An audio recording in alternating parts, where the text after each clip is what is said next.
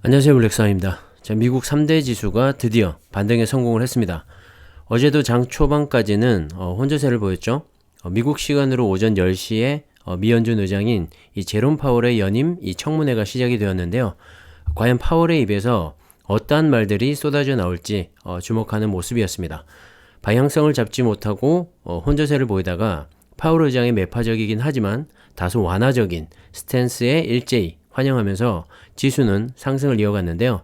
자, 금리에 가장 민감한 나스닥 지수가 1.41% 급등을 보이면서 전반적인 시장 상승을 이끌었습니다. 다우 지수도 0.51% 상승했고요. S&P 500 지수도 0.92% 오르면서 마감을 했죠. 자, 오랜만에 한숨 돌리면서 시장이 안도하는 분위기였습니다. 자, 그로 인해서 우리나라 증시에도 훈풍이 불면서 한동안 이 조정 국면을 면치 못했던 2차 전지를 비롯한 코스피와 코스닥이 전반적으로 상승을 했습니다. 자, 어쨌든 이 오늘 하루만큼은 한시름 났다라고 봐도 좋을 것 같습니다. 자, 제롬 파월 연준 의장의 말을 살펴볼 필요가 있겠죠. 자, 도대체 어떤 발언을 했길래 시장은 긍정적으로 받아들인 걸까요? 자, 우선 파월의 말을 살펴보면 매파적이긴 합니다. 하지만 가장 중요한 건 이 시장이 예측한 만큼의 발언만 이어갔다는 점이 시장에는 긍정적인 영향을 끼친 것 같습니다. 자, 파월은 인플레이션이 예상보다 더 높은 수준에서 오래 지속이 되고 있고 시간이 지남에 따라 금리를 더 인상해야 한다면서 인플레이션을 되돌리기 위해 도구를 사용할 것이라고 밝혔습니다. 그리고 더 공격적인 이 금리 인상이 필요하다면 연준은 그렇게 할 것이다 라고 말을 했는데요. 자, 여기까지만 보면 상당히 매파적인 발언이죠. 인플레이션을 잡기 위해서 금리 인상을 단행할 것이다 라는 의지를 한 번 더 피력한 겁니다. 하지만 여기까지는 시장에서도 이미 예상하고 있고 충분히 이해가 되는 부분이죠. 자, 시장이 두려워하면서 숨죽여왔던 건 얼마 전 발표된 의사록에서 양적 긴축 얘기가 나온 건데요. 3월 달에 테이퍼링이 끝나고 첫 번째 금리 인상과 함께 이 양적 긴축도 빠르게 시행이 되지 않을까 하는 우려를 하고 있었죠. 자, 이번에 파월의 입에서 정확히 언제부터 시행이 될 것이다 라는 말을 기다렸던 것 같은데 예상과는 다르게 파월은 대차 대조표 축소, 즉 양적 긴축과 관련해서 올해 후반 어느 시점에 대차 대조표 축소를 허용하기 시작할 것이고 현재까지는 어떠한 결정도 내려진 것이 없다라고 다시 한번 강조를 했습니다. 자, 이 대목에서 시장은 가장 큰 안도감을 보인 것 같고요. 장 후반으로 갈수록 상승폭을 더 키운 것 같습니다. 사실 올해 들어서 주가의 낙폭이 과도하긴 했죠. 특히 나스닥이 많이 떨어졌었는데요. 자, 이번을 계기로 다시 한번 상승 추세를 이어가지 않을까 생각을 합니다. 사실 제롬 파월 연준 의장이 시장을 생각하고 있다는 게 눈에 보이고요. 배려를 하고 있다는 말이죠. 시장과 소통을 하면서 서서히 끌어올리겠다는 의도 또한 담겨져 있는 것 같습니다. 한 차례 고비를 넘긴 거죠. 그런데 여러분, 앞으로도 이런 시그널들은 계속해서 나오게 될 거고요. 시장 또한 서서히 내성을 길러가게 될 겁니다. 그렇게 지수나 주가는 천천히 우상향을 해 나갈 거고요. 그렇기 때문에 올해는 정말 신중하게 투자를 하셔야 할 것 같습니다. 빅테크 중심의 성장과 실적을 갖춘 그런 기업들에 투자를 하시는 게 좋을 것 같고요. 올 한 해 크고 작은 변동성을 생각한다면 S&P 500이나 나스닥 100, 필라델피아 반도체 지수와 같은 지수 추종 ETF에 투자하시는 것도 좋은 방법이라고 생각을 합니다. 그리고 국내에 상장된 타이거 미국 테크 탑 10 ETF를 통해서 나스닥 시총 1위부터 10위 사이에 이 빅테크 기업에 집중 투자할 수도 있으니까요. 잘 살펴보시고 투자를 하시면 좋을 것 같습니다. 자, 연준 인사들의 주요 발언들도 한번 살펴보시면 애틀랜타 여는 총재는 모든 회의는 어떤 정책을 취할 가능성이 있다면서 나는 3월 회의가 금리 변동을 고려하는 회의가 되는 것에 완전히 열려 있다고 말을 했습니다. 자, 이 말은 3월 FOMC 회의 때 첫 번째 금리 인상을 시작하는 거에 동의하겠다는 말이죠.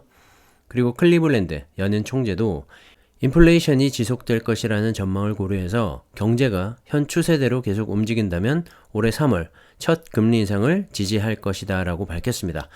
그러면서 올해 세 차례 금리 인상을 지지한다는 말도 덧붙였는데요. 자, 3월에 테이퍼링이 종료가 되면 바로 첫 번째 금리 인상이 시작될 것 같은 그런 분위기죠. 월가에서도 올 한 해 동안 세 차례 정도의 금리 인상을 예상하고 있는데요. JP모건을 비롯한 골드만삭스, 도이치방크 등 이 주요 해외 투자은행의 전문가들은 올해 네 차례 정도 금리 인상을 전망하고 있습니다.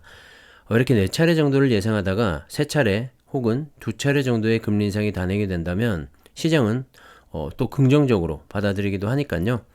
중요한 건 연준이 시장과 소통하려고 할 때 투자자들의 마음이 흔들리지 않는 겁니다.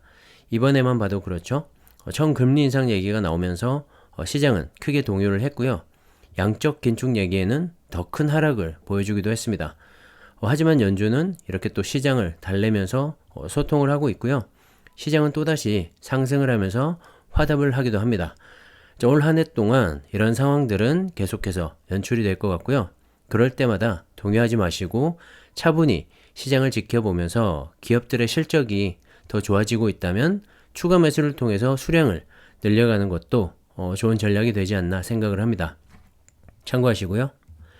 전 오늘 나스닥의 반등으로 인해서 모처럼 국내 2차전지주들도 급등을 보였는데요. LG화학은 오늘도 5.31%나 급등을 하면서 저점 대비 벌써 26% 이상 상승 추세를 유지하고 있습니다. 타이거 차이나 전기차를 비롯한 타이거 2차전지 테마, 코덱스 2차전지 산업, 그리고 타이거, 캐렉스, 2차전지 K 뉴딜까지 2차전지와 관련된 ETF들이 대부분 5% 전후로 급등을 보인 하루였는데요. 성장성이 높았던 만큼 미국 금리 인상에 따른 부담감이 작용을 하고 있었던 것 같습니다. 어쨌든 오늘만큼은 시원하게 상승을 보여준 하루였는데요. 그동안 쉬었던 만큼 큰 폭의 반응을 보인 것 같습니다. 역시 반도체를 이어갈 또 하나의 산업이라고 생각을 하고요. 쉬었던 만큼 풀 충전을 해서 다시 한번 또 힘차게 날아오르지 않을까 생각을 합니다. 자, 2차전지 배터리는 한국과 중국이라고 계속 말씀을 드리고 있죠. 그만큼 2차전지에 있어서 두 나라를 빼고는 얘기를 할 수가 없을 정도로 정말 중국과 한국이 압도적인 점유율을 차지하고 있기 때문입니다. 이번에 산업통상자원부에서 발표된 자료가 있는데요. EU, 즉 유럽연합에서 운행되는 전기차 10대 중에서 7대가 한국 배터리 3사의 제품을 탑재했다고 합니다. LG에너지솔루션과 SK온 그리고 삼성 SDI의 제품을 탑재한 건데요. 지난해 1월부터 11월 사이 국내 배터리 3사의 EU 시장 점유율이 71.4%를 기록했고 2020년 68.7% 대비해서 2.7% 상승한 수치라고 합니다.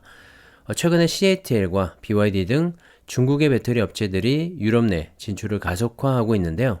자, 그럼에도 불구하고 70% 이상의 점유율은 정말 엄청난 것 같습니다. 현재 EU에서 전기차 시장 침투율은 14% 정도인데요. 미국이 현재 4% 전후인 거에 비하면 훨씬 더 빠르게 이 보급이 확대가 되고 있는 거죠. 국내 배터리 관련 기업들의 수익도 점점 더 커지게 될 거고요. EU 시장 내에서 좀 더 나은 경쟁력 확보를 위해서 현재 99.7GWh 규모의 생산 능력에서 204.1GWh까지 2배 넘게 확대를 할 계획이라고 합니다. 캐펙스 증가는 결국 매출액과 영업이익 상승으로 이어지게 되고 기업의 실적 개선을 통한 주가 상승에도 영향을 미치게 됩니다. 배터리라는 새로운 산업이 생겨나고 있고요.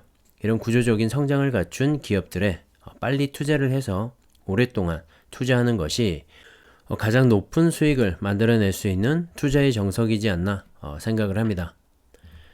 자, 미국 에너지부에 따르면 2025년까지 미국 내에 건설 예정인 13개의 대규모 배터리 생산 설비 가운데 11개가 국내 3사와 관련된 설비라고 합니다. 포드, GM, 스텔란티스 등과의 합작을 통해서 LG에너지솔루션과 SK온은 각각 5곳, 그리고 삼성 SDI는 한 곳에서 생산시설을 늘려갈 계획이죠. 자, 이를 통해서 2025년에는 국내 기업들이 생산하는 이 미국 내 배터리 비중이 70%에 달할 전망이라고 하는데요. 현재 EU 점유율과 비슷하죠. 자, 10대 중에 7대가 국내 배터리 3사의 제품을 사용하는 겁니다. 현재 전기차 시장은 미국과 중국 그리고 EU 등이 빅3로 불릴 만큼 가장 큰 시장인데요. 자, 중국을 제외한 미국과 EU에서의 점유율이 정말 압도적이죠. 자, 중국의 CATL이 현재 배터리 시장 점유율 1위를 차지하고 있긴 하지만 아직까지는 이 중국 내수 비중이 70% 이상으로 대부분을 차지하고 있기 때문에 글로벌 시장에서의 경쟁력은 국내 배터리 3사가 훨씬 더 높습니다. 다만 CATL과 BYD 등 중국 배터리 업체들도 유럽 내 공장 증설과 특히 이 전기차 1위 기업인 테슬라와의 협업을 공고히 하고 있기 때문에 앞으로의 점유율에서는 변화가 생길 수도 있어 보입니다. 어쨌든 이런저런 상황들을 종합해봐도 배터리는 결국 한국과 이 중국 기업들이 이끌어가고 있다는 걸 알 수가 있죠. 자, 우리가 지금 차이나 전기차를 비롯한 국내 배터리 관련 ETF에 투자를 하는 이유이기도 하고요. 주가가 떨어졌다고 너무 걱정하거나 또 올랐다고 팔아버릴 시점이 절대 아니라는 걸 다시 한번 말씀을 드립니다. 2차전지 이제 시작이고요. 갈 길이 한참 멀었습니다. 참고하시면 좋을 것 같고요. 자, 중국 전기차 얘기를 좀 해보자면 작년에 중국에서 판매된 이 승용차의 15% 정도가 전기차였다고 합니다. 전년보다 169%나 증가를 한 수치이고요. 신에너지차의 침투율을 보시면 14.8%로 전년보다 5.8%나 높아진 수치라고 합니다. 작년 한 해 동안 중국에서 판매된 신에너지차의 판매 대수가 전년 대비 86만 대 증가를 한 반면에 내연기관차의 판매량은 102만 대나 감소를 했는데요. 내연기관차의 판매는 점점 더 줄어들고 있고 반면에 이 전기차를 비롯한 신에너지차의 비중이 급속도로 커지고 있다는 걸 알 수가 있습니다. 자, 이런 중국의 수치들은 작년 한 해 동안 전 세계에서 판매된 전기차의 절반을 차지하는데요. 그만큼 중국 시장이 전기차로 가장 뜨거웠다는 걸 알 수가 있죠. 테슬라를 비롯한 BYD 그리고 상하이 GM 우링 등 이 3사가 중국 전기차 시장에서 3강 체제를 유지했고요. 그 외에 중국 전기차 스타트업인 웰라이, 샤오펑, 리샹 등도 월 1만 대 이상을 팔고 있습니다.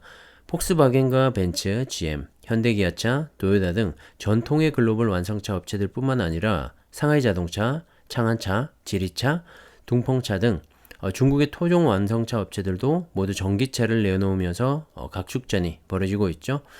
여기에다가 알리바바가 상하이차와 합작해서 세운 찌지차, 바이뚜가 지리차와 합작해서 세운 바이뚜차, 헝다가 세운 헝츠차, 그리고 디디추싱을 비롯한 샤오미 등 빅테크 기업들까지 전기차 시장에 뛰어들고 있는 그런 상황입니다. 중국이라는 한 국가만 봐도 정말 엄청나죠. 경쟁이 정말 치열합니다. 전 세계로 시장을 넓혀보면 어떨까요? 더 많은 전기차 업체들이 경쟁을 하고 있고 앞으로 더 많은 수많은 기업들이 만들어지겠죠.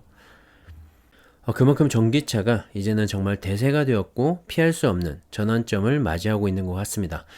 자, 여기서 어떤 기업에 투자하는 것이 가장 안정적이면서 높은 수익까지 기대를 해볼 수가 있을까요?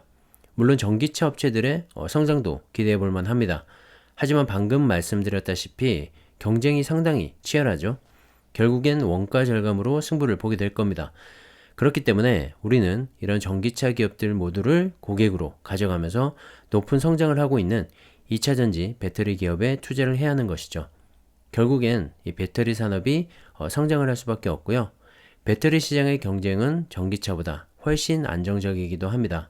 경쟁 업체들이 한정적이고 진입 장벽도 상당히 높기 때문이죠.